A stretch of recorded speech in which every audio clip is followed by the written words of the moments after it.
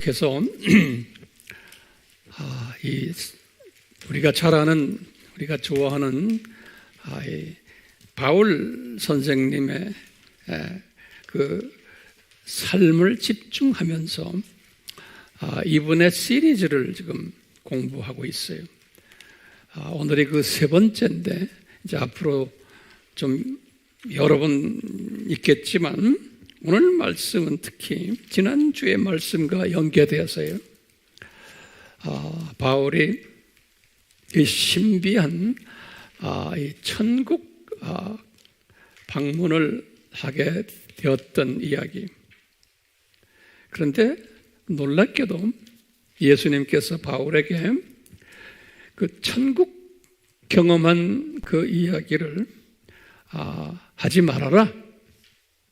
그냥 너 혼자만 끼고 있어라. 이런 말씀을 하신 내용을 우리가 지난 시간에 공부했어요. 거기에 대한 답은 우리가 다 알고 있어요. 이 바울이 이런 경험을 하고는 그분이 41년이죠. 그 후에 68년 순교당할 때까지 한 번도 본인이 천국의 낙원에 올라갔다는 이야기를 하질 않았어요. 게다가 이분은 지옥 구경은 안 했어요. 안 한 것이 아니고 못했어요. 왜? 지옥은 구경시켜주지를 않으셨어요. 바울에게, 그 유명한 바울에게. 뿐만 아니라 베드로도 마찬가지고 요한도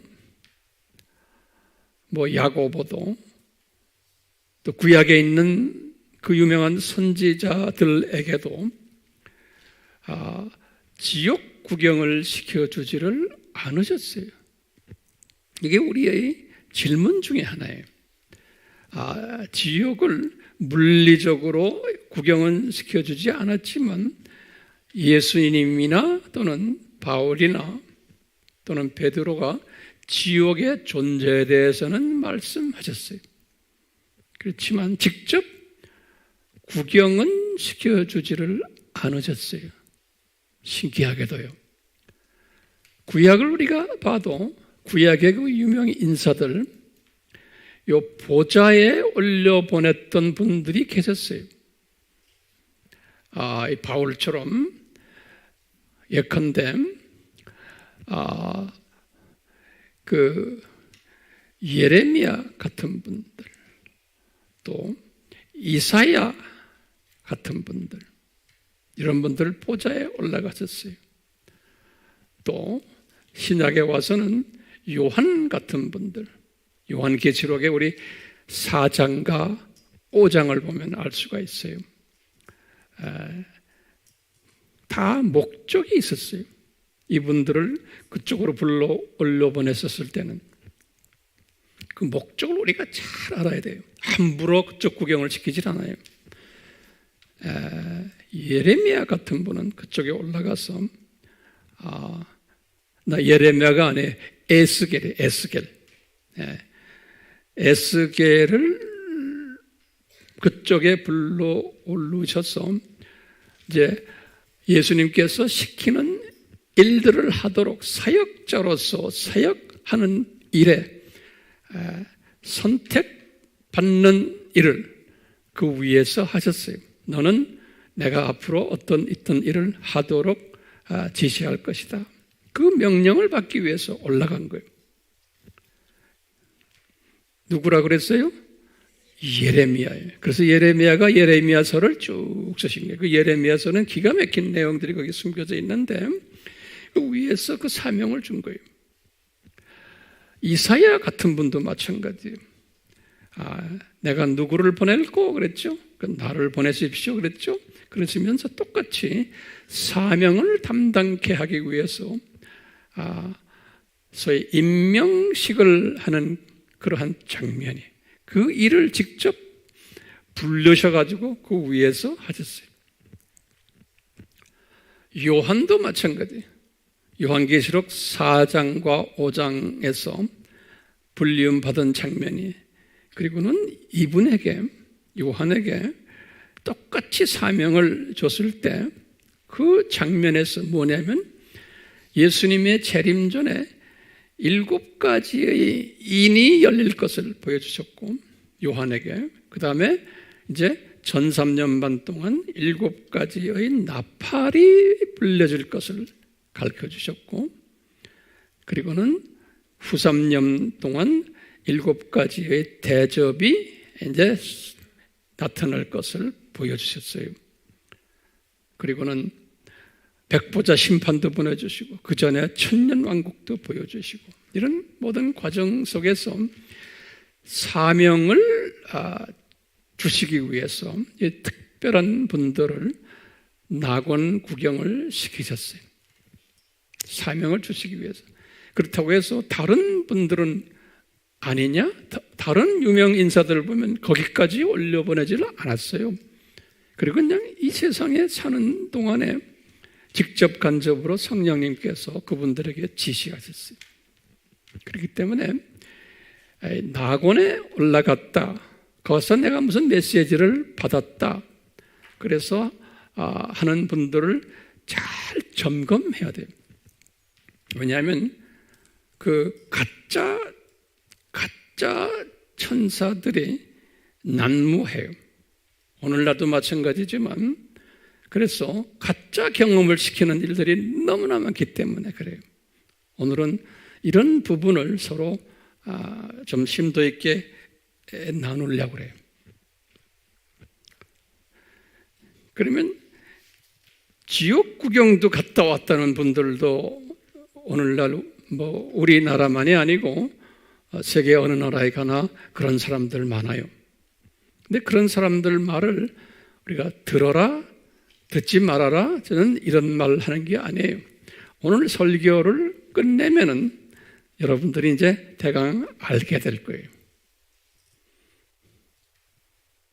그럼 우리 간단하게 한번 질문을 던져보면, 왜 성서에서는 그 유명한 하나님의 자녀들 중에서 바울도 마찬가지지만 지옥 구경을 왜 안 시키셨을까? 이게 우리의 질문 중에 하나예요. 지옥 구경. 지옥은 있다라고 예수님이 말씀하셨고 어떤 모습이다라고까지도 말씀하셨어요. 그리고 베드로도 바울도 가끔 거기에 대해서 지칭을 하셨지만 자세하게 보여주질 않았어요.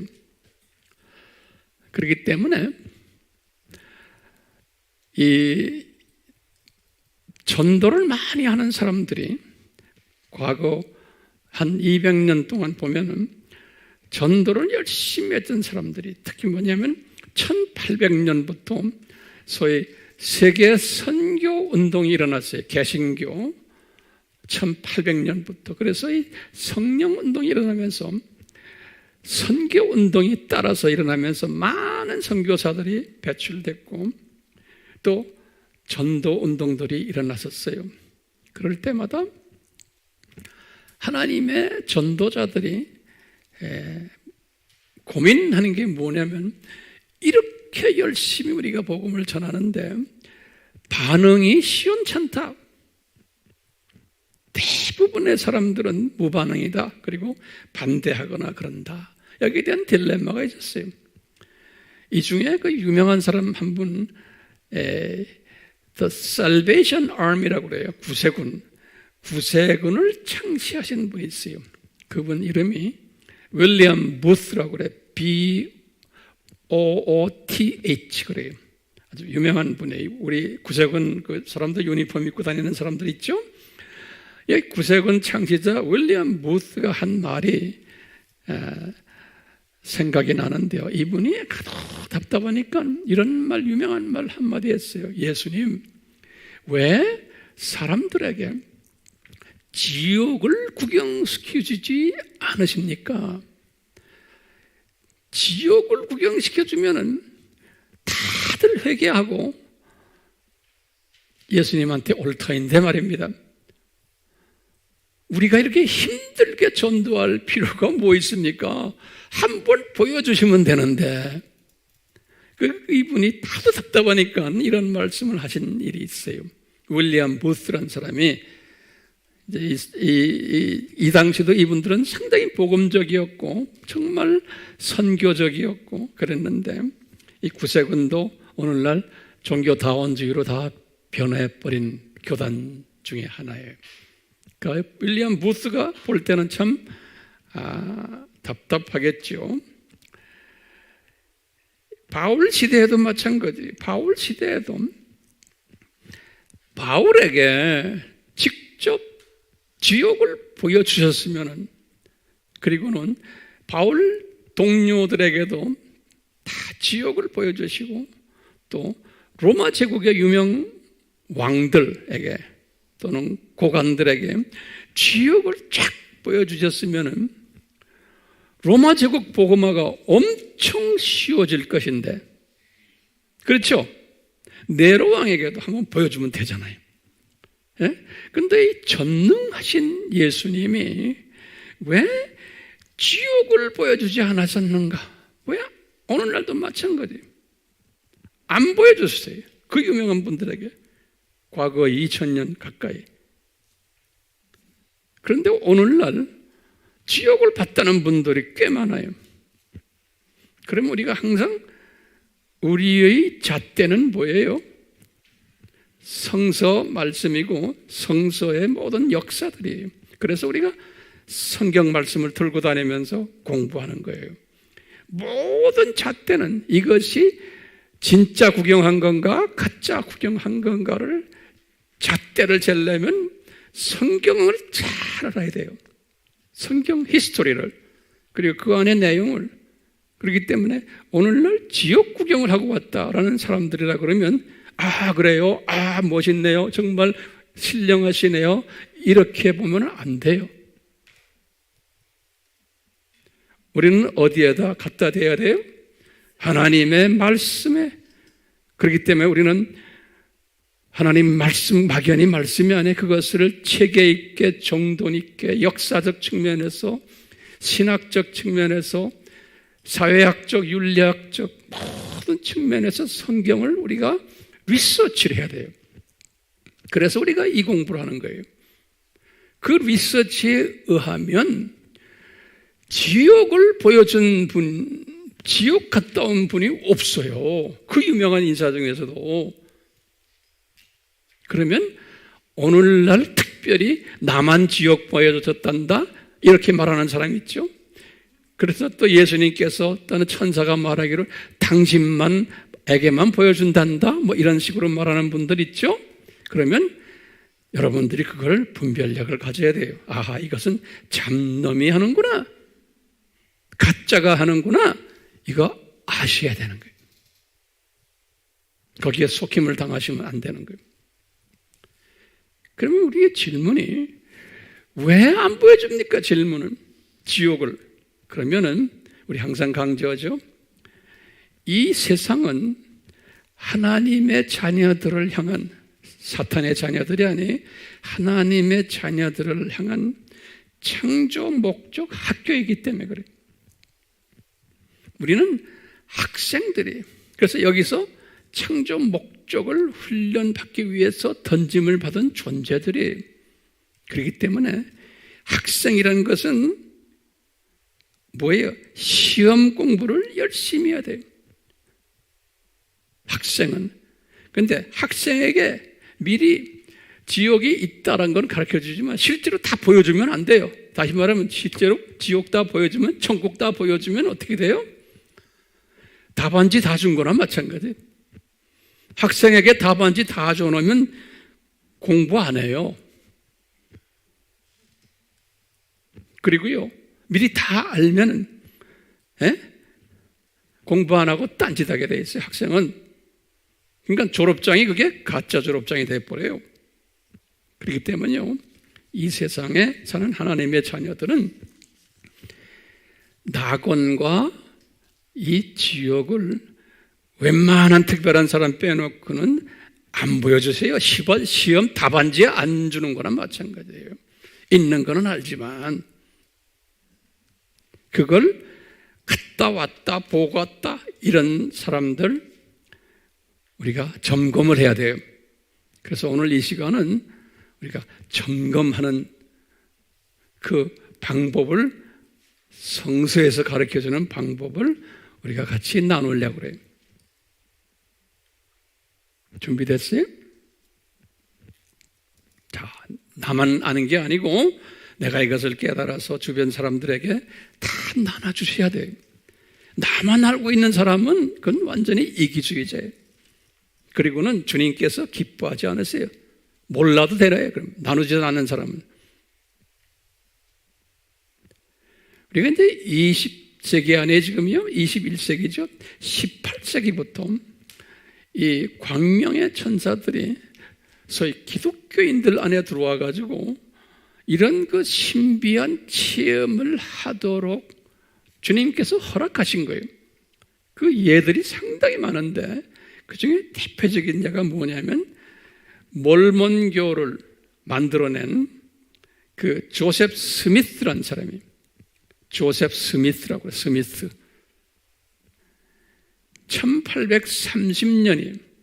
그 당시에 1800년도는 이 성령운동이 막 시작이 되고 은사운동이 막 일어나고 많은 그 영적 소위 이 오순절 교단들도 1800년 중반부터 막 나타나기 시작하고 막 이럴 때예요.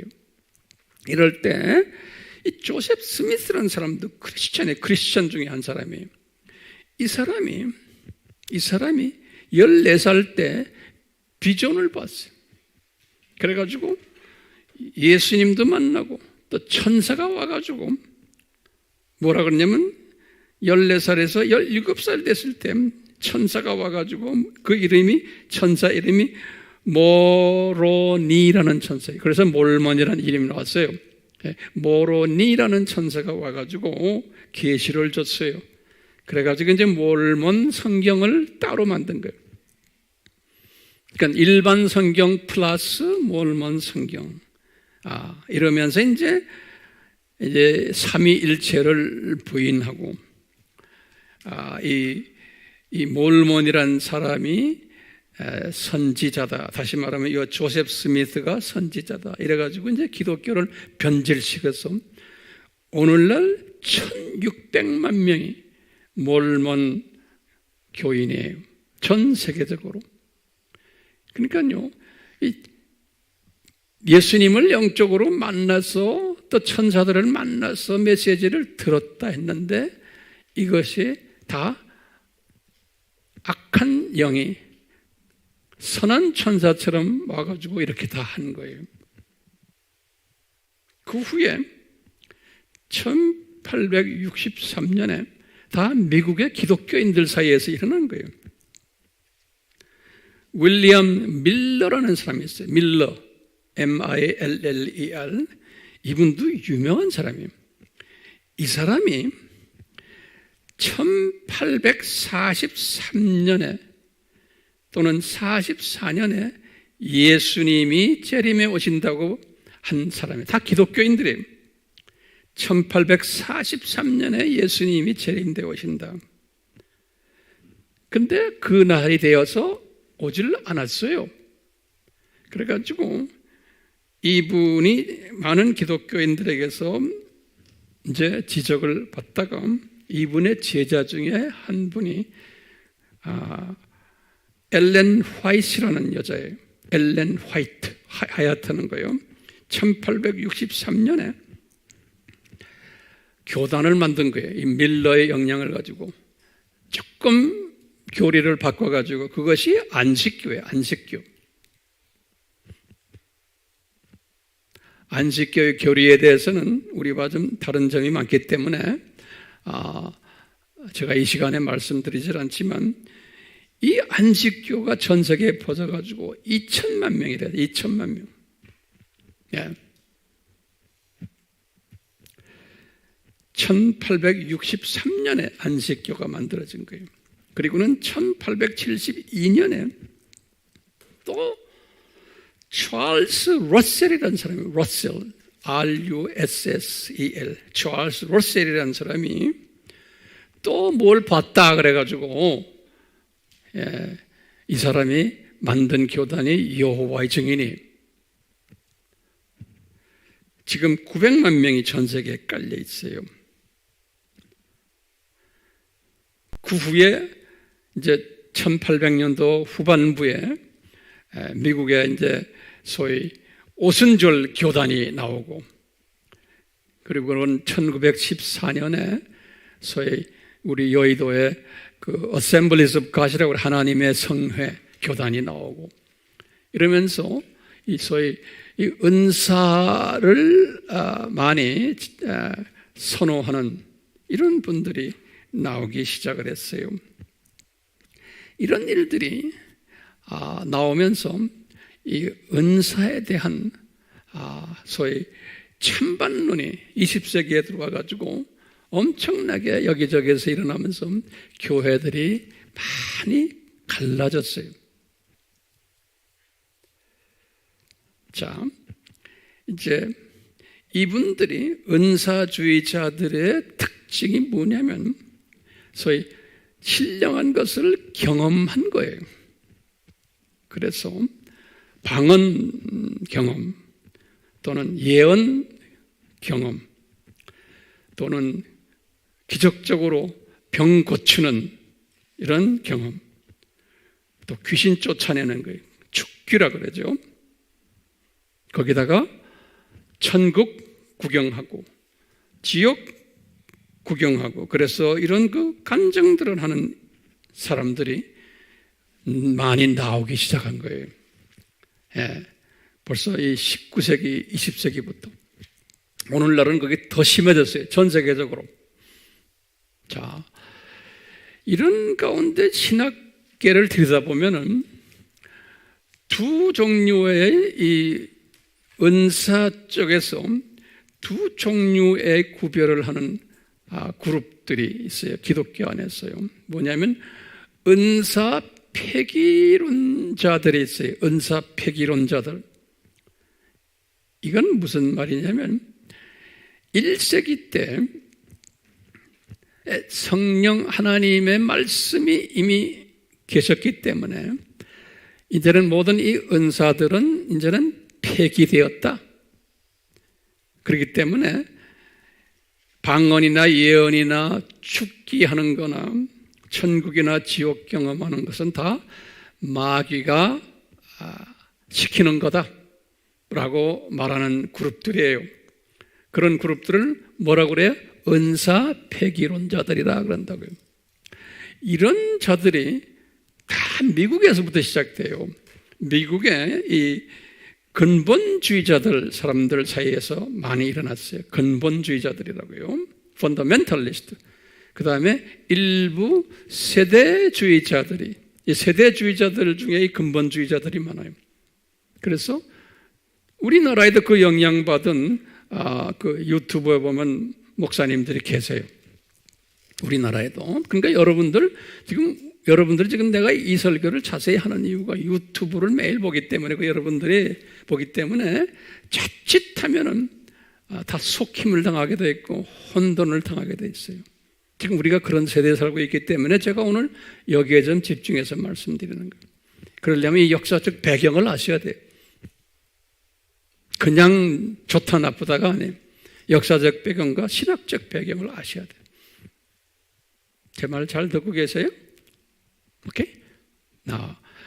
이 근본주의자들은 그렇기 때문에 이런 영적 신령한 이 경험을 하는 것은 마귀의 짓들이다 보는 거예요. 지금도요. 그렇게 말하는 분들 있어요. 누구라고 말 안 해요. 그렇기 때문에 이런 분들도 계시냐면 그 반대로 은사가 지속되고 있다. 지속론자들이에요. 은사 지속론자들. 이분들은 뭐냐? 뭘 이야기하냐면 지금 우리가 말하는 방언이나 예언이나 병 고치는 거나 축기나 천국 지옥 구경 갔다 온 것은 그건 당연히 하나님이 주신다라고 보는 거예요. 은사, 이런 은사를 받은 사람들이. 그렇기 때문에 성령 세례를 받고 성령 충만해지면은 이것이 잣대예요. 그러니까 성령 충만해지면은 이것이 가능하다 보는 거예요. 가능하고 이것은 가시적인 현상이다라고 보는 거예요. 가시적인 현상이다. 그러면서 이 안에도 제가 볼 때는 한 세 종류의 그룹들이 있어요. 이 안에도 소위 말하면 온건주의자들이 있어요. 온건적으로 보는, 이건 너무 심하게 하면 그런 경우도 있다라고 보는 거예요. 온건주의자들이 있고요. 두 번째는 절충주의자들이 있어요. 이런 것을 잘 은사 폐기론과 또 은사 폐기가 안 되고 지속론을 이걸 잘 또 절충하는 분들도 있어요. 학자들마다요. 또 목사님들마다. 세 번째는 뭐냐면 극단주의자들이 있어요.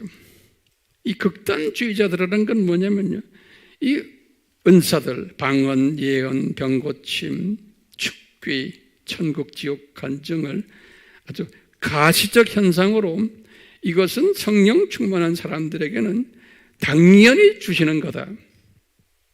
심지어는 직통 계시까지.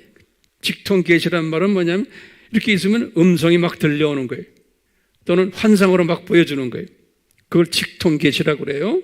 이런 일들이 당연히 있다라고 보죠.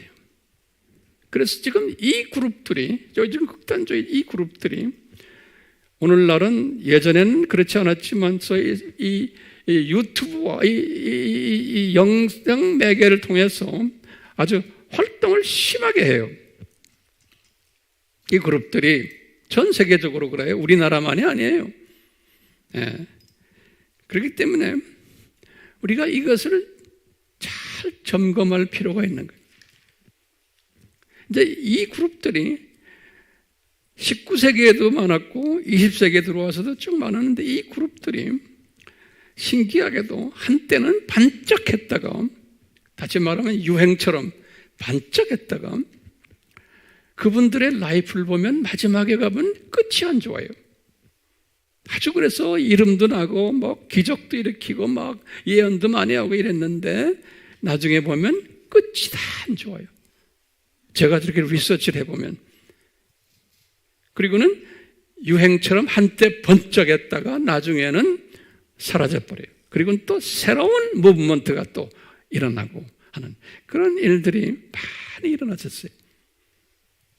그렇기 때문에 우리는 이런 부분에서 우리가 잘 알 필요가 있어요.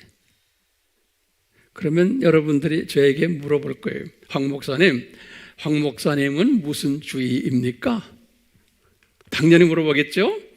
저는 은사 폐기론자가 아니에요. 저는 은사 지속론자예요. 그렇지만 그 다음에 여기서 지금 말하는 방언, 예언, 병고침, 축기, 천국, 지옥은 제가 안 봤지만 방언도 제가 하고 저도 예언도 하고 병고침도 하고 축기도 해. 다 경험했어요. 제가 미션 필드에 가면은 이런 일들 많이 해요. 그런데 주님께서 나에게 절제시키세요. 제가 그걸 알아요. 그러니까 초창기에는 제가 많이 했지만, 왜냐하면 사람들이 저를 따를 때 말씀 듣기보다는 이런 것을 받기 위해서 저를 따라다니는 사람 많았어요. 그러니까 주님께서 봤지? 황 목사 그거 함부로 남용하면 안 된다. 사람들이 초점이 흐려진다. 저는 이걸 내 인생에서 사역에서 다 경험했기 때문에 내가 지금 말씀하는 거예요. 저는 다 경험했어요. 네. 지금도 혼자서 기도할 때 방언 기도해요. 또 예언도 제가 받아요. 그렇지만 절대로 나팔 불지 않아요. 왜? 나팔 불면 나팔을 듣는 분들이 잘못 따라오기 때문에 그러는 거예요. 자, 우리가 예수님의 재림 전에 산고가 있을 것이다 그랬죠. 그게 이제 우리가 마태복음 24장에서 여러 가지 산고 나왔잖아요. 그 중에 복음적 산고, 우리 종교 다원주의를 우리가 이야기해 왔잖아요. 이 복음적 산고만이 아니고 복음 안에서 또 은사적 산고까지도 일어남을 우리가 피부로 지금 느끼고 보고 있는 게 은사적 산고들. 이 산고라는 건 뭐냐면 복음적 산고도 가짜 그리스도를 출현시키는 거예요. 그래서 진짜 그리스도를 더 철저하게 공부하라고 산고의 목적이 그거예요. 똑같이 가짜 은사자들을, 가시적인 은사자들을 많이 나타나게 해가지고 진짜 은사를 분별하도록 하기 위해서 그러는 거예요. 그래서 오늘은 제가 소위 이 가시적인 은사를 하는 분들을 폄하하려고 이 말씀하는 게 아니에요. 그것은 제가 폄하할 수도 없지만, 그렇지만 우리가 그런 사람들을 보고는 분별하는 분별력을 가져야 되는 것 때문에 그러는 거예요. 그러기 위해서는 지식이 필요하고 명철이 필요하고 지혜가 필요한 거예요. 그래서 내가 분별력을 가지고 내가 깨어나야 되고, 또 주변의 내 형제 자매들에게 깨어나도록 분별력을 고취시켜 주기 위해서 이러는 거예요. 우리 지난 시간에도 공부했지만 바울에게 이 신령한 경험을 하게 한 후에, 낙원 구경을 시켜주게 한 후에 허락하지를 않았죠. 나팔을 불지 말아라고. 고린도후서 12장 4절에. 왜냐하면 네가 바울아, 네가 이것은 나팔을 보면 너도 모르게 자랑하게 된단다 그러는 거예요. 여기 이슈가 우리 피조물들이기 때문에 이런 특별한 경험을 하면은 자기도 모르게 자랑하게 되게 돼 있어요. 그래서 바울도 사람이기 때문에 고린도후서 12장 5절에 네가 이것을 하면 자랑하게 된단다.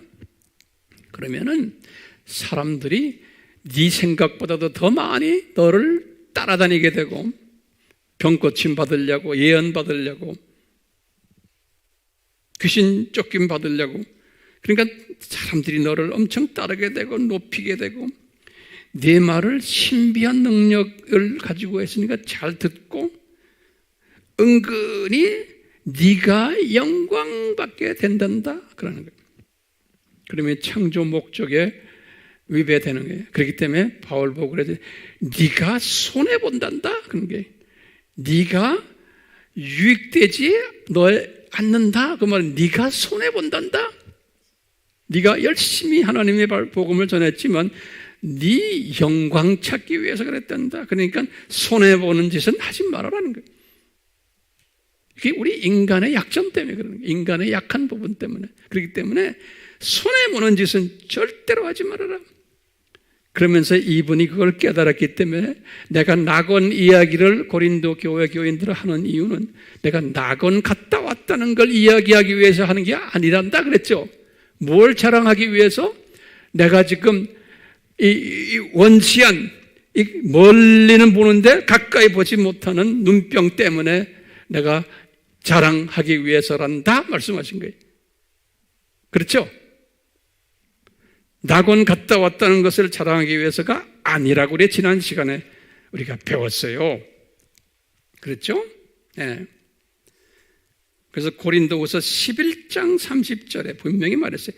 나의 약한 부분을 자랑하려고 내가 낙원 이야기를 잠깐 꺼낸 것 뿐이라는 거예요.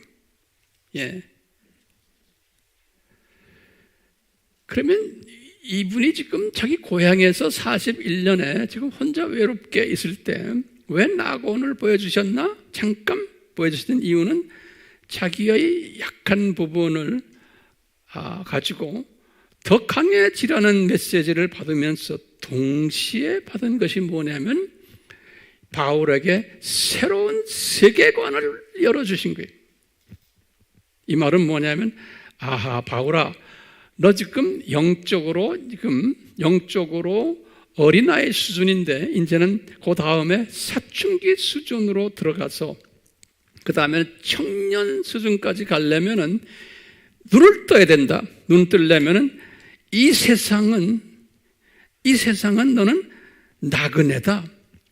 네가 이 세상이 네 고향이 아니다.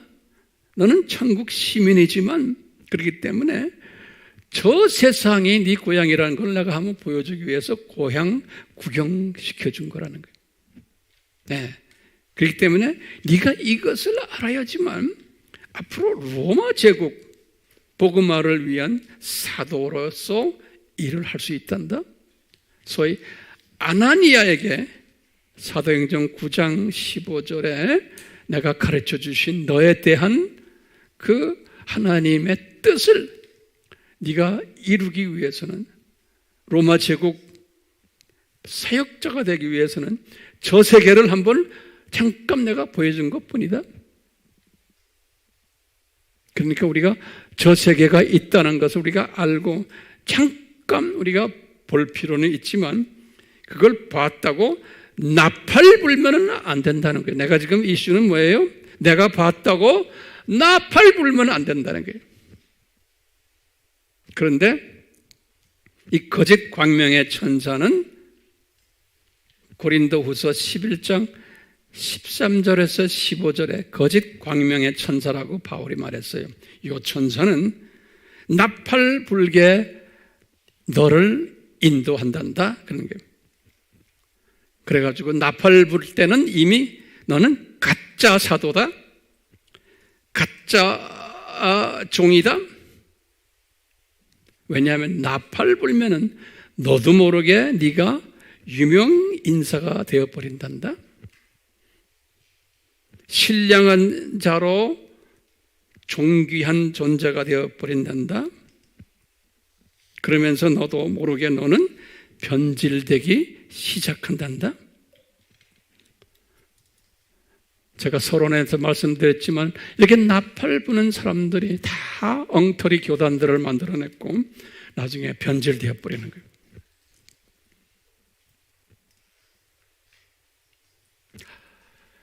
이렇게 변질되는데 나팔을 불 때 그 나팔의 속임수에 잘 끌려오는 그룹이 어떤 그룹일까요?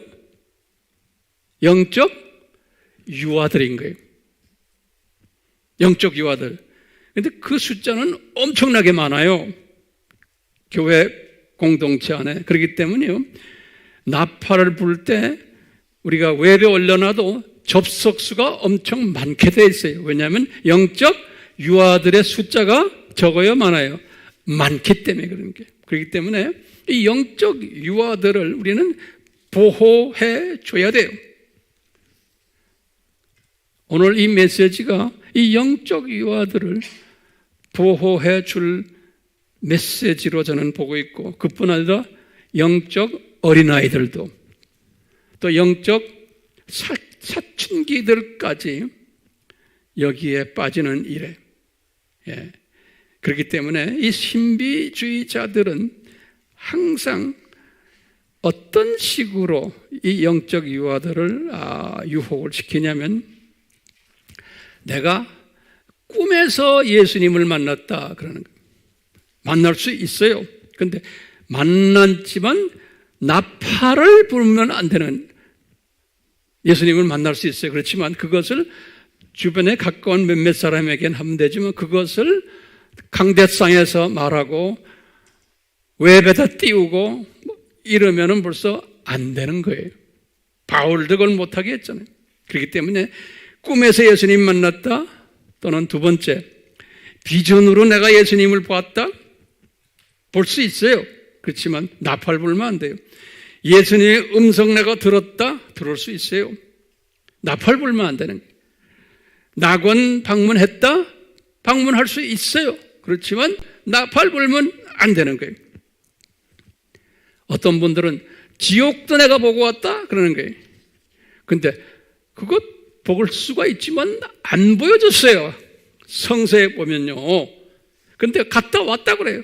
근데 어떤 때는 지옥에 있는 어떤 사람이 나한테 와가지고 구경시켜줬다는 사람도 있고, 뭐 천사가 와서 구경시켜줬다는 사람도 있고, 예수님이 직접 구경시켜줬다는 사람도 있고, 그곳에 가니까 암흑의 목사님들이 거기에 계시다라는 말도 있고, 거기에 가니까 어떤 분들은 마이클 잭슨이 거기에 있더라고 그러는데, 어떤 분들은 또 마이클 잭슨이 낙원에 있더라고 말하는 사람도 있고, 이게 혼돈스러운 거예요.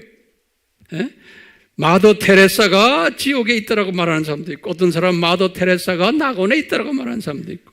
여러분들 내 말 알아들으세요? 왜 이렇게 상반된 이야기를 해줘요? 똑똑한 사람들은 이놈들이 가짜구나 라는 걸 보여주기 위해서 그러는 거예요. 혼돈스럽다고 말하지 마세요. 이게 가짜들이구나 하는 것을 보여주기 위해서 그러는 거예요.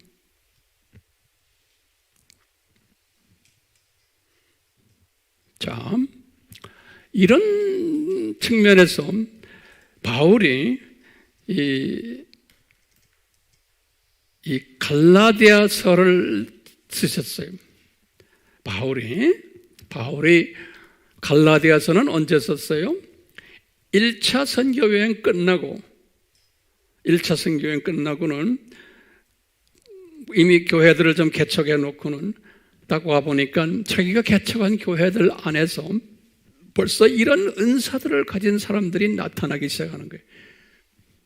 그러니까 하나님께서는 바울이 이런 부분을 잘 성경에 기록하도록 그런 현상들을 바울에게 보여주시는 거예요. 그래서 이제 갈라디아서 이제 마지막 6장에 이런 사람들이 있다는 것을 바울에게 보고를 한 거예요. 그러니까 바울이 이런 6장 1절에서부터 4절에 보면 이런 사람들은 뭐가 잘못되어 있는데, 이분들은 자기네가 좀 잘된 것처럼 이렇게 까불지만 아니라는 것, 스스로를 속이는 자들인데, 그러면서 이제 4절에 이런 말씀 하셨어요. 나중에 보세요. 나중에 내 말씀 그냥 듣기만 하시고 나중에 셀 모임할 때 공부하시라고. 4절에 그랬어요. 이런 사람들은 잘 살펴라. 한국말로 그래서 살펴라. 이게 굉장히 중요한 단어가 거기서 살펴라는 단어예요. 한국말로는 잘 살펴라. 영어로는 프루브 시켜라. 프루브 해라. 프루브 한다는 거예요. 근데 헬라 말을 여러분들 꼭 이건 아셔야 돼요. 헬라 말로 내가 칠판에다 안 적을게. 그냥 말로 할 테니까 드세요. 도키마제떼 그래. 도키마제떼. 한국말로 하면 도끼로 마제떼. 이 도키마제떼라는 이 말은 내가 때라고 이렇게 끝나면은 뭐냐면 이게 명령형이에요. 영어로는 imperative라고 그래요. 명령형으로 딱 돼. 제가 원서를 딱 봐도 그러니까 이것은 그냥 이렇게 살펴라가 아니에요. 살피기를 원한다가 아니고 이거는 imperative래요. 영어는 그래요. 한국말로 명령형으로 돼 있어요. 밑에 태가 붙으면 다시 말하면 반드시 살펴야 된다는 거예요. 이 도키마시아라는 원어인데요. 이 도키마시아가 무슨 말이냐면 우리나라 말로 영어로 말하면 criticize 하라는 거예요. criticize라가 뭐예요? 한국말로 criticize. 비평하라. 비평. 평가하라. 그건 평가한 후에 프루브하라. 증명하라는 거예요. 이것이 진짠가 가짠가를 그 단어가 도키마시하고 도키마제떼 명령으로 돼서 반드시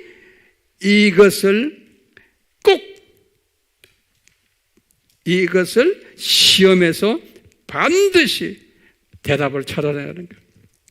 그렇기 때문에 영적 어린아이들은, 유아들은 이 영적 우유를 먹는 자녀들이기 때문에 이런 간증들, 이런 영적 경험들을 상당히 선호해요.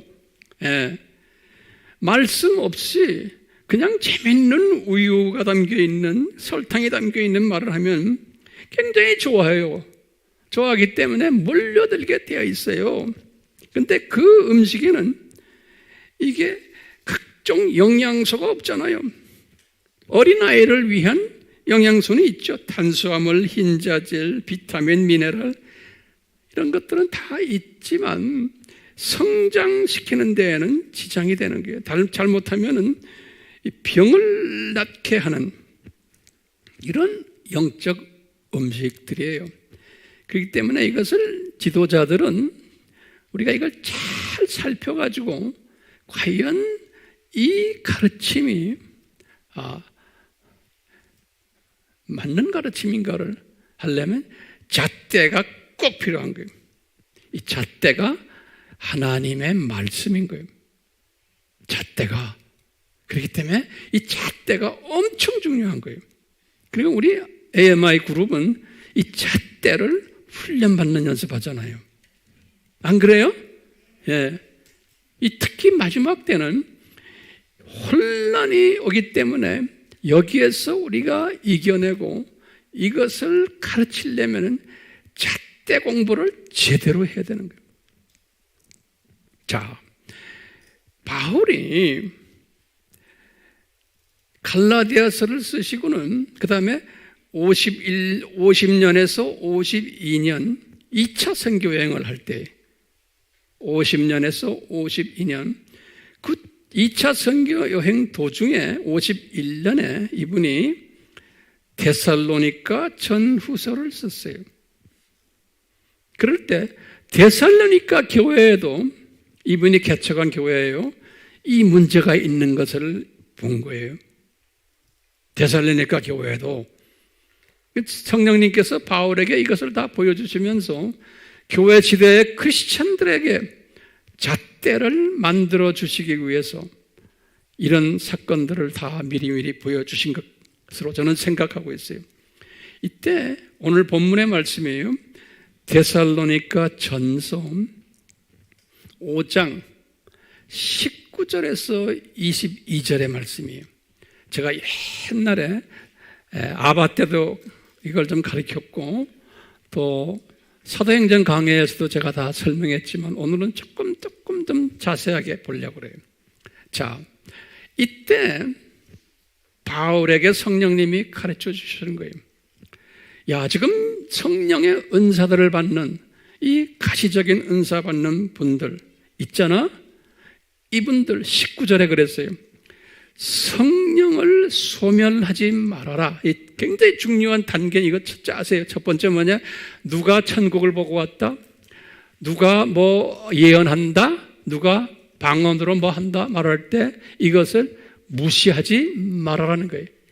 그러니까 소멸하지 말아라는 거는 꺼버리는 거예요. 영어로는 quench라는 말 쓰는데 그걸 아니야 하고 이렇게 하지 말아라는 거예요. 왜냐하면 성령님이 하시는 걸로 일단락 믿고서 시작하라는 거예요. 이게 지혜자예요. 첫째 단계 뭐죠? 절대로 성령을 소멸하지 말아라. 그 다음에 10절에 그 다음에 예언으로 들어가요. 예언을 멸시하지 말아라. 어떤 사람이 예언을 했어요. 그러면 멸시하지 말아라. 이게 전부 다 명령형으로 되어 있어요. 명령형으로. 예. 멸시한다는 말은 영어로는 despise라는 단어를 썼어요. 예. 헬라 말은 제가 말씀 안 드릴게요. 복잡하니까. 절대로 예언이 임하면은 멸시하지 말아라는 게 우선. 그 다음에 21절에 그런데 이 모든 영적 은사들, 특히 예언은 시험하여 보고 그 다음에 이것을 결정하라는 거예요. 그때 시험하다 이것도 명령형으로 됐어요. 도키마 제때 그랬어요. 도키마 제때 반드시 시험을 하는 거예요. 왜냐하면 명령형이에요. 반드시 도키마 제때 한 다음에 그것이 성서적으로 맞으면은 붙잡고 아니면은 22절에 그랬어요. 이게 악이라는 게 성서적으로 맞지 않으면 모든 악은 어떤 형태이든지 피하라 그랬어요. 그 피하라는 것도 명령어로 되어 있어요. 이 피하라는 것도요 보면은 멀리하라 버려버리라는 거예요. 듣지 말으라는 거예요.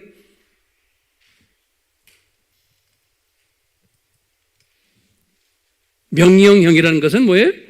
반드시 만약에 안 그러면 어떻게 돼요? 실족하게 되고 실패하게 되고 유혹에 빠지게 돼 있는 게 빠지게. 네.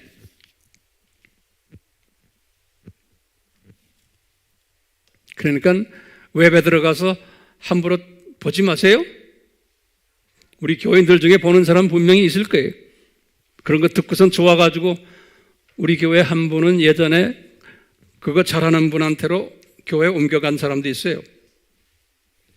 보면서 제가 좀 안타까웠지만 안타까웠죠. 자, 그러면 우리가 한두 가지 좀 실제적인 부분을 우리가 바울이 가르친 거예요. 고린도 교회. 우선 우리가 영적 은사들 중에 방언의 은사에 대해서 잠깐 좀 볼 필요가 있어요. 왜냐하면 이 문제가 심각하기 때문에 그래요.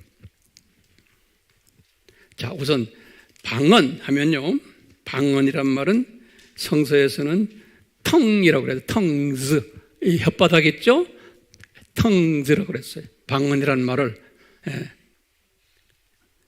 다시 말하면 혀로서 말을 한다는 소리예요. 그래서 speaking in tongues 그래요. 한국말로는 방언이지만 이 세 가지가 있어요. 방언에. 성서에서 가르치는 방언이. 첫째가 뭐냐면 천사의 말을 하는 영의 언어들이에요. 두 번째는 사람의 언어를 말하는 그런 거 방언이 있어요. 그건 고린도전서 13장 1절에 그랬어요. 너희가 천사의 말을 하거나 사람의 말을 할지라도 이런 말 있죠.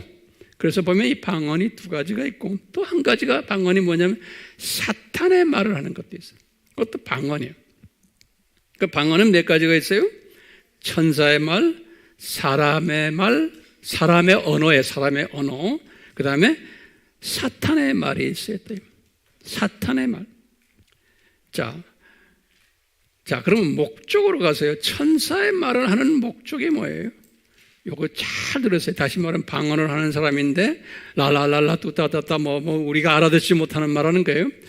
그 천사의 말을 하는 목적은 바울이 고린도전서 14장 2절에 말해줬어요. 뭐냐면 영으로 신비를 말하기 위해서다. 영으로 신비를 말하기 위해서다.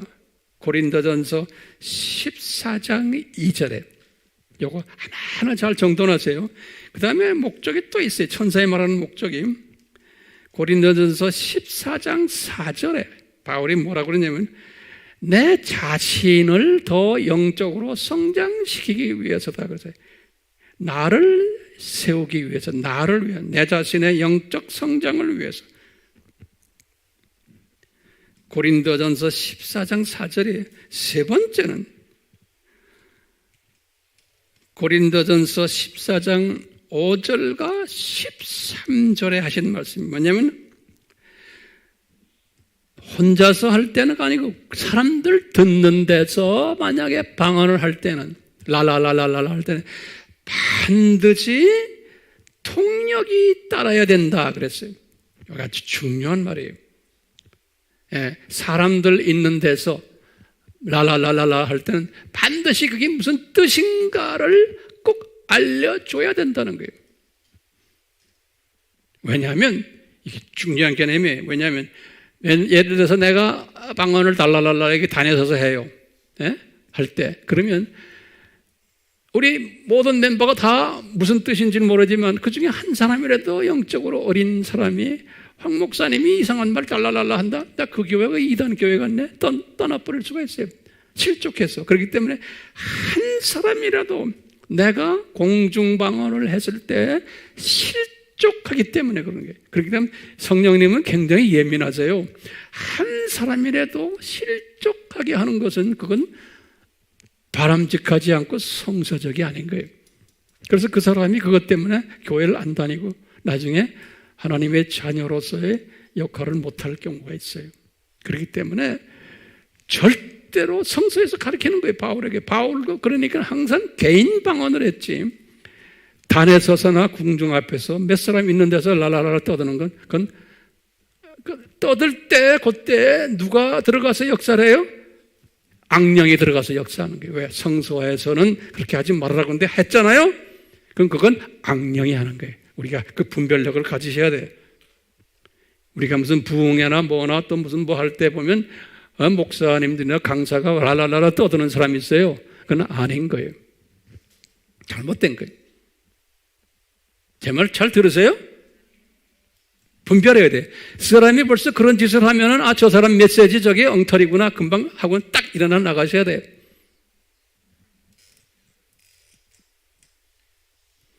왜요? 여기는 황 목사님이 말이 아니에요. 바울이 깨달은 것을 내가 여러분들에게 지금 나눠주는 거예요. 이 영적 분별력을 가지고 계셔야 돼요. 고린도전서 14장 5절과 13절에 그랬어요. 그렇기 때문에 한 가지 더 있어요. 고린도전서 14장 28절에 그러므로 공중방언을 할 때는 반드시 통역을 대동해라. 통역이 있어야 된다. 그러니까 통역 없이는 잠잠하라 그랬어요. 14장 28절에. 그래서 제가 이제 가끔 이렇게 미국이나 카나다 교회 이런 그 은사주의자들 교회 가끔 제가 예전에는 많이 가서 이제 보고 그랬는데요. 이제 갑자기 그런 시간이 있어요. 갑자기 웬 권사님이 일어나서 방언을 막 말해요. 갑자기 그런 시간이 있어요. 그러면 딱 한 사람이 일어나서 그 말을 통역을 해줘요. 그러면 또 한 사람이 나를 또 한 사람이 일어나서 통역해주고 그게 성서적인 거예요. 그런데 다 거기에 이유가 있어요. 이 내용을 보면 누구를 비난하거나 누구를 정죄하거나 그런 말씀은 주질 않아요. 항상 엔커러지 해주는 말하는 거예요. 너희들 힘내라. 너희들 주 안에서 더 진실해져라 하는 그런 말로 방언을 줘서 통역도 그렇게 하죠. 누구를 정죄하거나 미워하거나 누구 잘못됐다 막 하고 이런 식으로 주질 않으세요. 그래서 그런 식으로 하면은 그건 잘못된 거예요.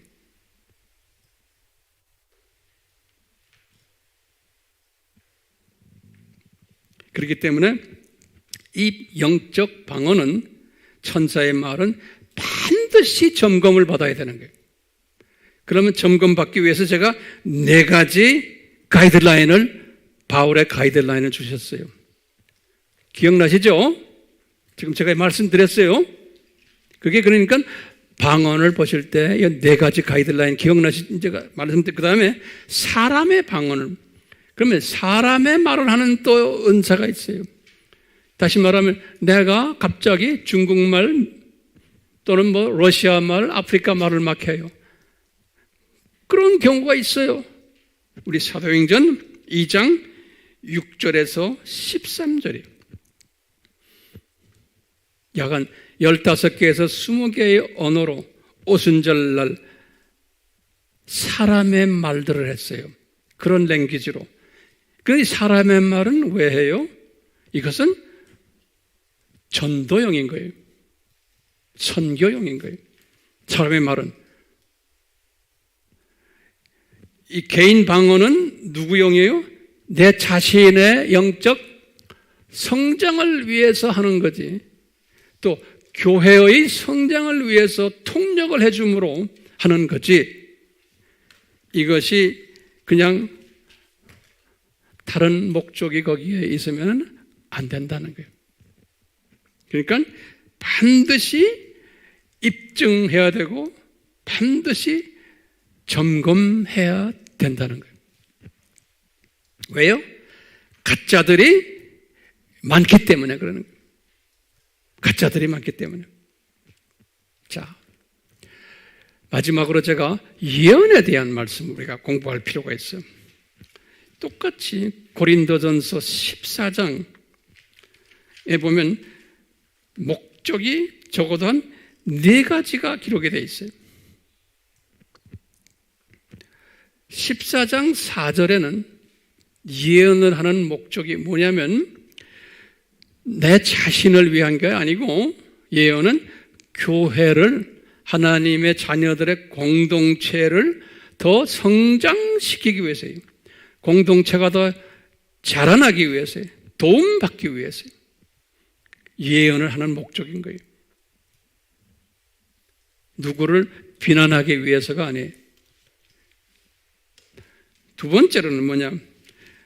교인들을, 교회 공동체가 첫 번째고, 그 다음엔 더 나가서 교인들을 세워주기 위해서다 그래요. 14장 3절에. 영어로는 이 세워준다는 말을 edifying 한데, edification 그러는데요. 그걸 보면 뭐냐면, 한국말로는 어떤 성경은 덕을 만들어주기 위해서. 어떤 우리나라 성경에는 세워준다 그래요. 이 말은 뭐냐면, 영적으로 자라나게 하기 위해서요. 영적으로 영양소 있는 음식물을 잘 먹도록, 교회가 성장되기 위해서, 성장케 도와주기 위해서 예언을, 개인도 성장케 되기 위해서 예언을 해준다는 거예요. 그러니까 이 예언은 굉장히 중요해요. 세 번째 예언의 목적은 한국말로는 개인들을 권면시켜주기 위해서, 한국말 번역이 나가는 시원찮아요. 원어로는 encourage. encourage가 뭐예요? 격려시켜주기 위해서요. 그러니까 우리 피조물들은 항상 격려가 필요한 존재들이에요. 격려라는 건 뭐냐면 힘을 실어주는 거예요. 그렇기 때문에 힘을 받기 위해서 예수님도 겟세마네 동산에서 기도하실 때 천사가 와서 힘을 실어주셨어요. 예수님도 힘을 받으셨어요. 똑같이 바울도 힘을 받았어요. 항상. 그래서 우리도 항상 힘을 받아야 돼요. 힘 받기 위해서는 그 자체가 예언인 거예요. 하나님께서 당신 사랑하십니다. 하나님 당신 기뻐하십니다. 한마디씩 해주는 그 자체도 예언인 거예요. 그러니까 격려 사역이 예언 사역인 거예요. 그 다음뿐만 아니라 목사님들이 단에 서서 설교하는 사역도 이게 예언 사역, 하나님의 말씀을 대언해주는 예언 사역이에요. 그렇기 때문에 이 설교도 항상 자라나게 해줘야 되고, 그 다음에 격려시켜주는 이 일에 초점을 맞춰야 되는 거예요. 그러니까 인간적인 격려가 아니고 말씀으로서 자라나게 하고 격려시켜주는 거예요. 그 다음에 네 번째 목적이 14장 3절에 그랬어요. 위로시켜주기, comfort. 위로시키는 것은 소망을 가지게 하기 위해서요. 우리가 소망을, hope. 우리는 이 세상이 이게 마지막이 아니다. 우리는 저 세상에 있다는 것을, 그리고 상급이 따라온다는 것을. 그럼 우리 온 가운데서 힘을 내라. 선을 위해서 힘을 내라. 그러면은 고생스럽지만 힘을 내라. 왜냐? 거기에는 상급이 따라오기 때문에. 그러니까 우리가 지금 셀 모임을 해도 힘을 내라. 그거 할 때마다 주님께서 다 기억하시고 여러분들 블레싱 내리신다. 언젠가는 상급으로 이어진다는 그러한 위로의 말씀. 이런 것이 설교 말씀 속에서도 예언의 형태로, 여러분들 셀에서 서로가 대화할 때도 예언자들이에요. 예언의 목적이에요. 첫째가 뭐였어요? 교회를 세워주기 위해서, 또는 교인들 한 분 한 분을 세워주기 위해서, 또 교인들 한 분 한 분에게 엔커리지 해주기 위해서, 또 교인들 한 분 한 분을 위로해 주시기 위해서요. 그렇기 때문에 여기에 참여하는 분들, 셀 모임을 왜 하는지 여러분들 이거 아시고 하세요. 이 설교 중에서 받지 못하는 격려와 위로와 세움받는 일들을 셀을 통해서 하게 돼 있어요. 그래서 셀장님은 이 사명자들 반드시 하셔야 돼요. 바빠서 또는 나는 거기 가면 사람들 말하는 건 난 시끄러워 잘 듣지도 못해. 그런 이기주의적인 생각을 하지 마시고 성령님이 기뻐하지 않으세요. 네. 자, 그 다음에 중요한 이슈가 뭐냐면요, 예언하는 자들의 한계성이 있고요, 나약성이 있어요. 이 부분이 중요해요. 예언을 하는 사람들, 저부터 마찬가지예요. 이 예언하는 사람들, 우리가 웹에서 예언하는 사람들 많이 있잖아요. 이 고린도전서 14장 32절에 바울이 말씀하신 말이에요. 14장 32절에 이거 잘 보세요. 바울이 아주 예민하게 성령님의 음성을 들은 거예요. 뭐냐? 항상 그랬어요. 항상 예언하는 자는 다른 예언하는 분들에게서 복종당해야 된다 그랬어요. 여기 한국말로 원어도 이런 식으로 해서 다시 말하면, 예언하는 자는 자기가 독불장군이 아니에요. 또 다른 예언자들의 당신을 향해서 말하는 것을 잘 겸손히 경청해야 된다는 거예요. 그러니까 한 사람을 독불장군으로 만들지를 않으셨다는 거예요. 성령님께. 그러면 교만해지기 때문에. 그렇기 때문에 항상 내가 하고 있는 예언이 이게 온전치 않다는 것을 본인이 그것을 인정하면서 제3자들을 통해서 내가 부족한 부분을 보완받아야 된다는 것을 내가 인정하는 사람이 되어야 된다는 거예요. 그렇기 때문에 14장 29절에 뭐라고 그랬냐면, 내가 점검을 받아야 된다, 내가 입증을 받아야 된다라는 것을, 내가 하는 예언이 온전치 않을 수가 있기 때문에 그렇다. 왜냐? 우리가 예언하는 사람들은 이 피조물의 한계성과 나약성이 있기 때문에 그러는 거예요. 여기서 있는 황 목사님도 마찬가지예요. 내가 전하는 메시지가 100% 다 성서적이고 100% 다 옳은 말이다라고 저는 말할 수가 없는 거예요. 그렇기 때문에 또 시간이 지나면 또 새로운 것을 저에게 주시면 그 새로운 것을 또 여러분들에게 전하게 되고, 과거에 했던 요 수준에서도 발전해가지고 또 가르쳐 주시고, 주님께서 그렇게 하세요. 앞으로도 계속 그렇게 하실 거예요. 네, 우리도 마찬가지예요. 각자가 다 내가 아는 것이 다라고 생각하시면 안 돼요. 순서적으로 조금씩 주세요. 이것을 갖고 있는 사람, 이런 사상을 가진 사람이 겸손한 사람인 거예요. 예. 자, 한번 이 말씀 지금부터 이제 결론적이지만 중요한 말씀이 있어요. 왜 방언과 예언이, 또 다른 은사들이에요. 천국 갔다 온 사람들, 이런 모든 이 직통 계시 받는 사람들, 이런 사람들이 왜 입증받아야 되는가? 그러면 첫 번째, 인간은 한계성과 나약성과 또 쓴뿌리들을 소유한 존재들이기 때문에 그런 거예요. 그러니까 온전한 존재들이 아닌 거예요. 두 번째로요, 그렇기 때문에 사람은 그런 존재이면서 또 사람은, 하나님의 자녀들은 각자가 받은 그릇의 모양과 사이즈와 또 받는 재료들, 질, 양, 용도가 다 달라요. 사람마다 이 그릇이 다른 것만이 아니고 그 안에 있는 재료들도 모양, 사이즈, 질, 양, 용도가 다 달라요.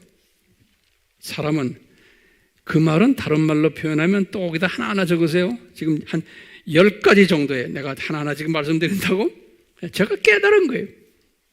첫 번째, 사람마다 은사의 분량이 달라요. 우리 로마서 12장의 말씀, 제가 많이 말하죠. 두 번째로, 은혜의 분량이 달라요. 사람마다. 세 번째로 믿음의 분량이 달라요. 네 번째로 쓴뿌리의 분량이 달라요. 다섯 번째로 사람마다 지성의 분량이 달라요. 교육 수준이 달라요. 여섯 번째로 사람마다 감성의 분량도 달라요. 사람마다 일곱 번째로 인성의 분량도 달라요. 여덟 번째로 사람마다 영성의 분량도 달라요. 아홉 번째로 사람마다 경험의 분량도 달라요. 마지막으로 열 번째로 사람마다 의지력이 달라요. 의지의 분량이. 네. 그렇기 때문에 하나님의 말씀을 내가 받았다 해도, 예언을 받아도 받은 사람마다 이 그릇과 분량들이 다르기 때문에 그 분량을 받았지만 하나님이 그 분량만큼 주시는데 이것을 자기가 과신을 해가지고 자기 입으로 나올 때는 이 자기의 이 쓴뿌리에서 맞춰서 막 나오는 거예요. 그렇기 때문에 받은 거하고 표현하는 게 다를 수가 많아요. 이 말씀 잘 아세요? 예? 받긴 받았지만 표현이 다를 수가 있어요. 이 그릇이 다르기 때문에, 이 분량이 다르기 때문에. 그렇기 때문에 사람은 이 부분 잊지 마세요. 항상 표현할 때 주관적 표현을 해요. 주관적으로. 예컨대 자기 그릇에 맞게끔 이해하고 거기에 맞춰서 해석하고 거기에 맞춰서 주장하고 심지어는 고집을 부리는 거예요. 예? 자기가 메시지 받았으면 이걸 받은 걸 자기식으로 만들어가지고 고집 부리면서 말을 하는 거예요. 그렇기 때문에 이분이 자기 속에 깔려있는 이런 모든 이 분량, 이것을 인정하지를 않고 내가 가지고 있는 분량이 가장 크고 넓고 크고, 그러니까 내가 받은 게 진짜다라고 말하는 사람이 있어요. 그래가지고 이것을 가지고서 막 나팔을 부는 사람이 있어요. 그러면 딱 보셔야 돼요. 아, 나팔 분다는 것은 뭐예요? 자기 자랑하는 거예요. 요 말 중요해요. 절대로 은사 받은 사람은 나팔 불게 돼 있지 않아요. 방언도 마찬가지고 예언도 마찬가지예요. 어떤 경험도 나팔을 불면은 뭐예요? 자랑하게 돼 있는 거예요. 자, 자랑할 수 있는 사람 중에 하나가 바울이에요. 그러니까 바울 보고 shut your mouth off 그랬어요. 영어로 해서 죄송합니다. 그 기억나. shut your mouth off 그래서 OFF. 다시 말하면 입 닥쳐라 그런 거예요. 절대로 말하지 말라는 거예요. 말하고 다니면 네 자랑거리가 되고 네 똘마리들이 생긴단다. 그러면은 사람들이 그때부터 네 말 듣기를 좋아하지 성서 공부를 안 하려고 한다. 그리고 유튜브에 올라 있는 사람들, 네가 그런 식으로 하면 구독자는 많아질 수 있어. 추정자 많아지고. 그렇지만 너 때문에 많은 영적 어린아이들이 말씀에 배고파하지를 않고 그러다가 잘못 간단다. 교회를 세우는 일 하는 게 아니고 교회를 망치게 만드는 일을 한단다. 그렇기 때문에 입증하라는 거예요. 그러니까 입증하려면 지금 제가 이렇게 다 말했죠. 사람마다 사람은 한계가 있고 나약하고 쓴뿌리들이 있고 그릇들이 다 다르기 때문에 그분이 이렇게 봤다고 해서 그분이 본 것이 다가 아니라는 거예요. 저도 마찬가지. 하나님의 음성을 듣고 말씀을 제가 깨달아가지고 설교를 할 때마다 황 목사님의 말씀이 다가 100%가 성서적이라고 고집하면 안 되는 거예요. 저도 지금 배우는 과정 속에 있는 거예요. 제가 배운 것을 깨달은 것을 그냥 여러분들에게 나누는 것뿐이지 앞으로 1년 후에 2년 후에 또 달라질 수 있어요. 더 성숙해지게. 여러분들도 그 태도를 가지셔야 돼. 내가 아는 게 진짜다. 그리고 교만 떨면은 안 돼요. 항상 죽을 때까지 겸손해야 되는 거예요. 잘난 체하고 떠드는 사람들이 있어요. 조금 좀 깨달았다고. 그러지 마시기를 바라요. 제가 다시 한번 질문 던져볼게요. 왜 점검하라고 그랬어요? 그러면 사람마다 이 나약성이 있고 쓴뿌리가 있고 사람마다 이 그릇들이 다르기 때문에 메시지는 받았지만 메시지를 제대로 받았다고 가정하는 거예요. 잡놈이 와서 하는 경우도 상당히 많지만 진짜 메시지를 받았지만 그것을 해석하는 표현하는 부분에서 잘못될 수 있다는 거예요. 그릇 사이즈에 따라서. 오케이?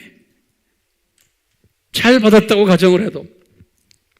자, 그런데 그 예를 들면은 제가 성서적인 예를 한두 가지 들고 오늘 내가 말씀 끝내려고 그래요. 자, 우리가 성서적인 예가 뭐냐? 해석을 잘못해가지고 그것을 바울이 해석 잘못했구나 하는 장면이 있어요. 예언은 받았는데 그게 소위 뭡니까?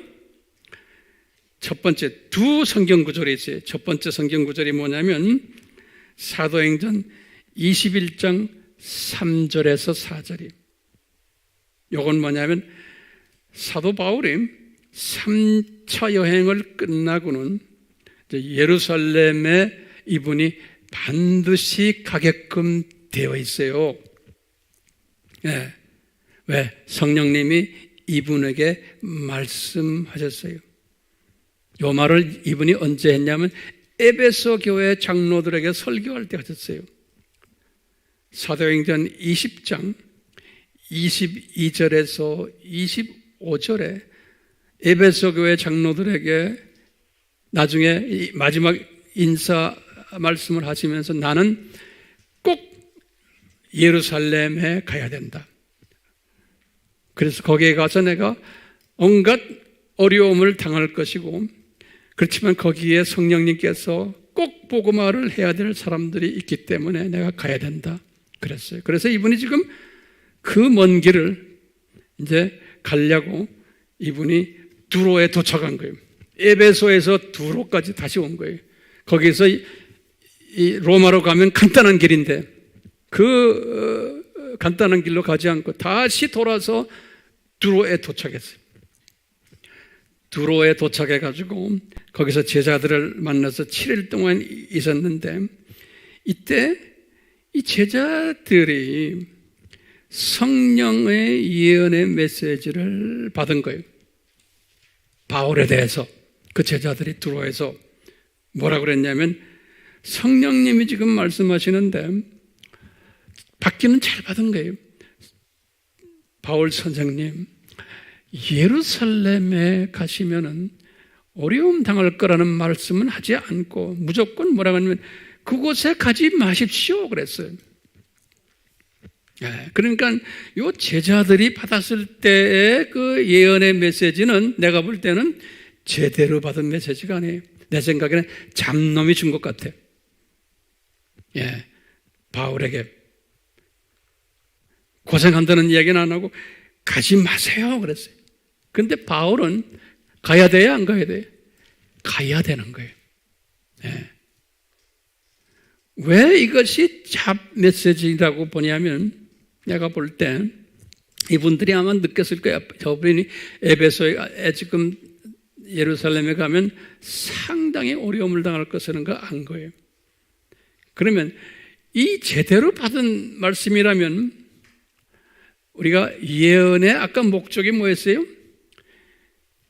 격려해주고 위로해주고 힘을 주고 하는 거라고 그랬죠? 예언의 목적이? 그래요 안 그래요? 이 말 잘 들으세요. 그런데 받았어요. 받았는데 가지 말으라는 거예요. 그러면 이 예언의 목적과 다른 거예요. 진짜 예언이었으면은 거기에 꼭 가야 됩니다. 왜? 바울이 받았기 때문에. 그런데 겁내지 마세요. 그곳에 가서도 많은 사람들이 복음화 될 것이고 당신을 통해서 거기에서 이 선교의 큰 열매들이 맺어질 것입니다. 그리고는 성령님께서 당신을 다시 로마로 보내실 것입니다. 그러니까 힘내십시오. 소망을 줘야 돼. 그런데 무조건 가지마. 거기 가면 큰일 납니다. 그러니까 바울이 지금 안 그래도 마음이 괴로운데 이런 가지 말라는 이야기 들었을 때 바울에게는 엄청난 마음의 갈등이 있었던 거예요. 제자들이 자기에게 걱정거리를 심어주는 거예요. 자기의 어려운 가운데다가 더 짐을 보태주는 일을 한 거예요. 이 격려 사역이 이렇게 중요한 거예요. 바울이 안 그래도 그 제자들 들어와 있는 제자들 때문에 마음이 괴로웠어요. 그러면서 다시 이분은 나는 예루살렘 간다 그러고 그 밑으로 가이사야로 내려오는 거예요. 가이사야에 내려와 가지고 사도행전 21장 8절에서 13절이에요. 두 번째 또 사건이 일어나는 거예요. 이 가이사야는 빌립 집에 도착한 거예요. 우리 알다시피 거기에 빌립의 딸 4명도 다 예언자들이에요. 그런 가운데 예루살렘에서 한 예언자 아가보라는 사람이 또 그 집에 도착했어요. 왜냐하면 예언 메시지를 바꾸는.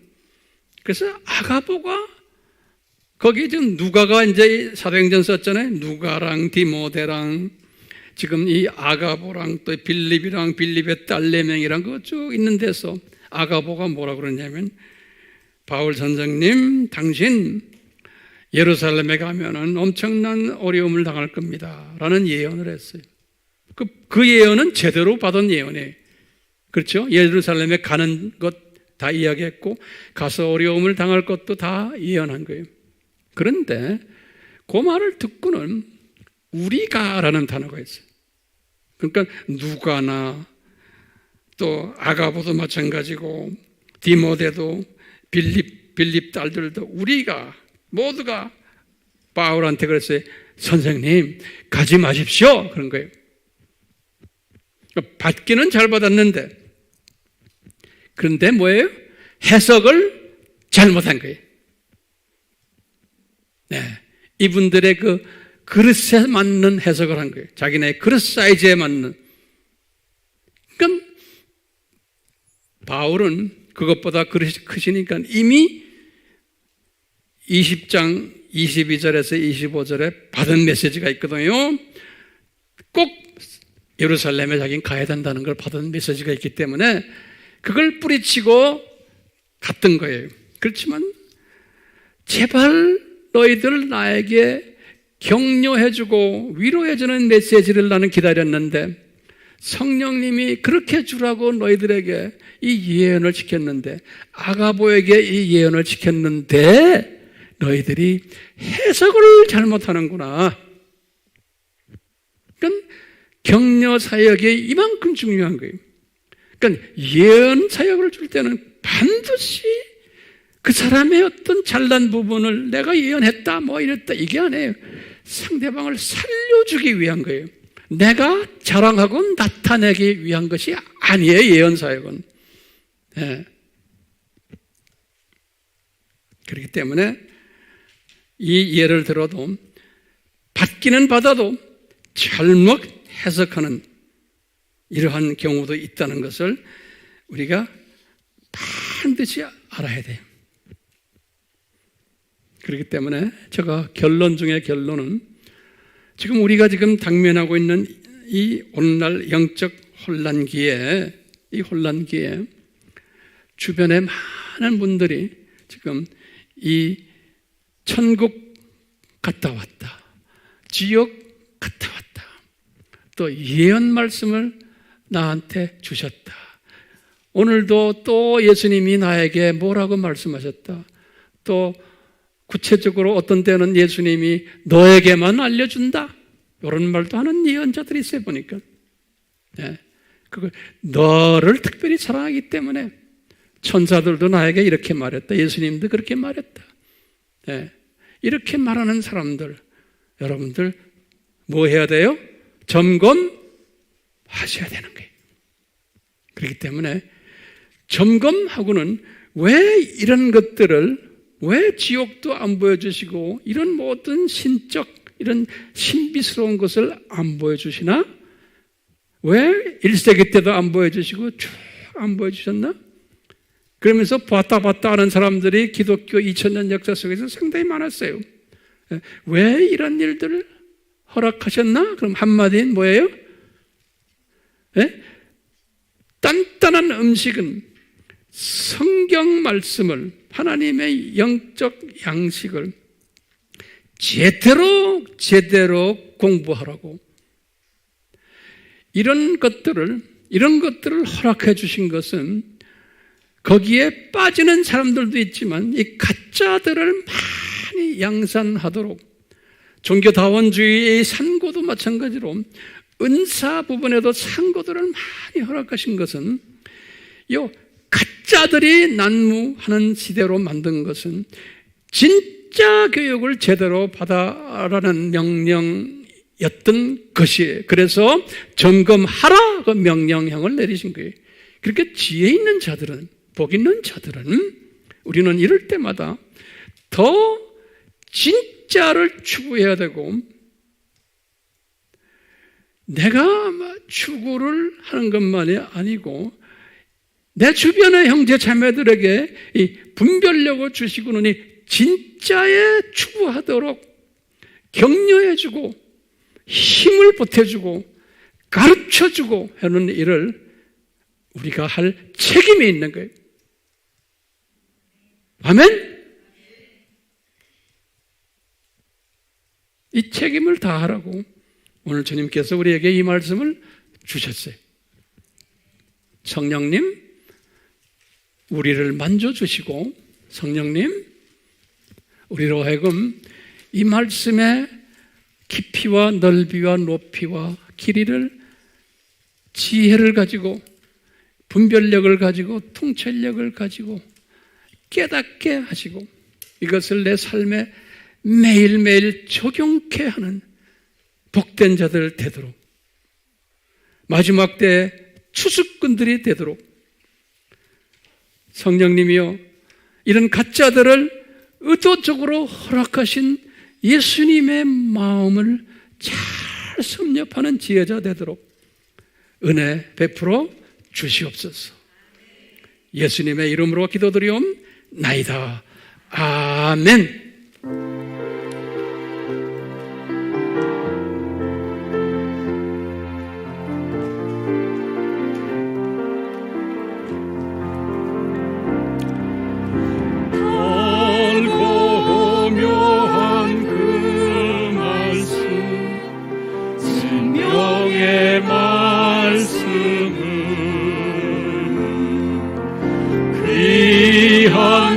말씀 진실로 생명의 말씀이 나의 길 거니든 밝히 보여주니 아름답고 귀한 말씀 생명체리로다. 아름답고 귀한 말씀 생명체리로다.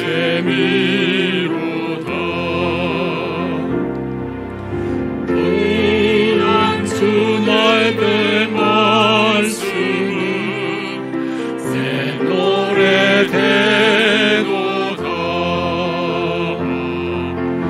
모든 사람을 살리는 생명의 말씀은 답도 없이 받아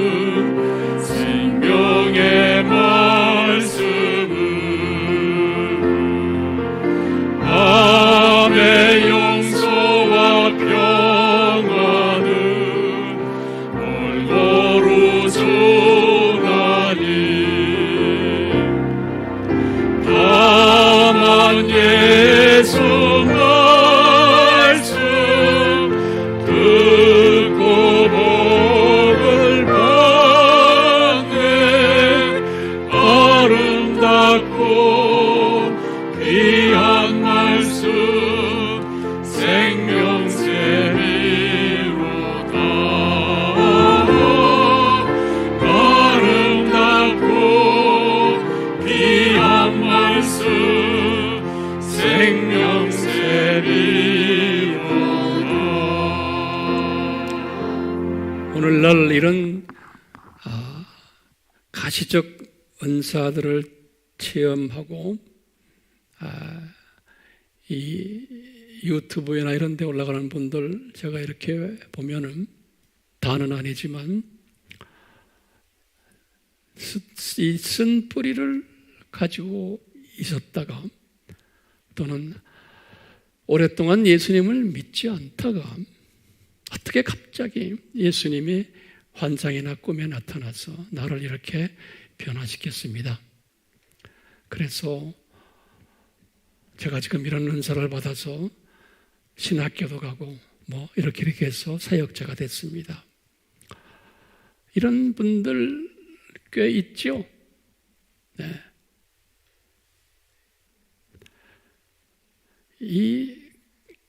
이런 은사를 받으려면 바울도 그랬지만 갑자기 이렇게 변해서 될 수도 있지만 대부분은 믿음의 깊은 뿌리가 있는 그러한 가족에서 태어나서 신실한 주님의 사랑 안에 있는 가족들 중에서 주님이 이런 은혜를 베푸는 경우가 제가 볼 때는 더 성서적인 거예요. 그리고 안전해요. 보호천사가 어머니의 태라부터 항상 같이 있었던 그 사람들과 아닌 사람들과는 차이가 많아요. 그러니까 이 여러 가지의 그 나약적인 부분, 한계적인 부분, 쓴뿌리 부분들, 인격 부분들 이거 다 점검하면서 주님께서 A라는 사람, B라는 사람을 여러분들 말씀 속에서 잘 점검하는 그런 분석력을 가지시기를 다시 한번 강구드립니다. 아멘. 그렇기 때문에 우리 매 시간마다 제가 말씀드리지만 시편 119편 105, 103 주의 말씀은 내 발의 등불이 단거리로 보이는, 그 다음에 내 길의 장거리, 내 길의 빛이시라. 그러니까 이 주의 말씀이 나의 매일매일 삶 속에 이 등불이 돼서 비춰주시고, 그리고 멀리 보는 그러한 것도 주의 말씀으로서 가이드해 주시는 거예요. 딴 거 없어요. 딴 거 없어요. 그렇기 때문에 이런 사람은 우리 103절에 그랬죠? 말씀에 대한 막 갈급함이 있는 사람. 말씀에 갈급함이 없으면 여기에서 벗어나요. 우리 교인들은 이 말씀에 갈급함이 있는 사람들이, 이런 사람들은 말씀이 꿀같이 달도록 해주시잖아요. 이런 사람들 다 되시기를 다시 한번 축원합니다. 삼위 하나님이시여, 우리가 지금 듣고 깨닫는 이 메시지가 우리 삶 속에서 영원히 함께 하시면서 우리의 삶을 지배해 주시기를 축원하옵나이다. 아멘.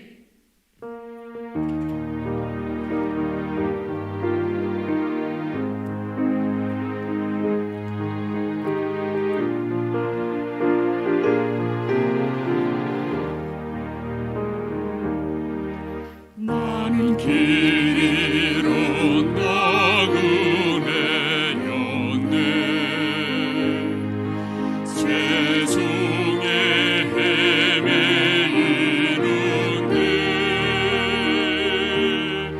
사랑의 왕 내 목자 예수, 나를 집으로 인도하네.